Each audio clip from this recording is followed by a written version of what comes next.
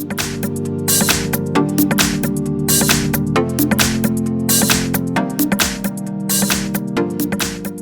I have NOKIA 7.1 and let me show you how to set up date and time on the following device. At the very beginning, open the list of all applications, then select the settings. Here scroll down to the very bottom of the list and pick System.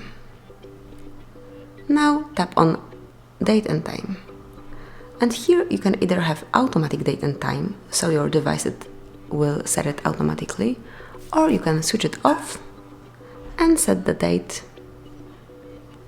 and time manually by yourself. You can also have an automatic time zone, or you can switch it off and select it by yourself. Let's, for example, pick this one. You can also have a 12-hour format clock or switch it to 24-hour format clock. That's it.